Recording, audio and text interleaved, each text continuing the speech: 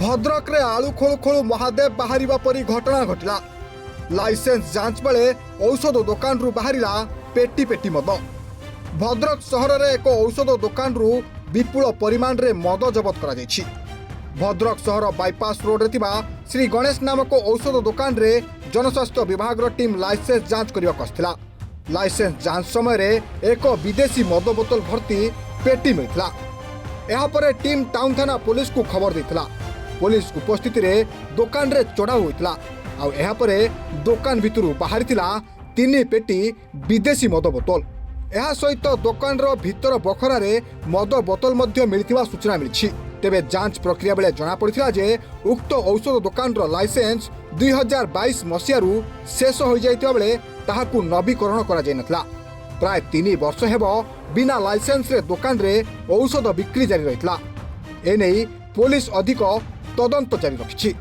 तेबे एनै police case number 707/2025 registration करी अधिक तदंत जारी रखिछि। आज जो मेडिसिन दुकान लो मद बाहरिबा आपण माने जाई कि ताको तर्जमा कले कोन कहबे या पर आज हमरो नवा जो drugs inspector join करिसंती Deepak Kumar जेना से तांको तत्वावधान रे आज गोटे जॉइंट रेड हेतिला विभिन्न मेडिसिन स्टोर रे। तादरे हमरो श्री गणेश मेडिसिन स्टोर जो बाईपास रे अछि तादरे रेड करा समय चेक करिया समय ता मध्यरो मद बाहरी थिला किछि।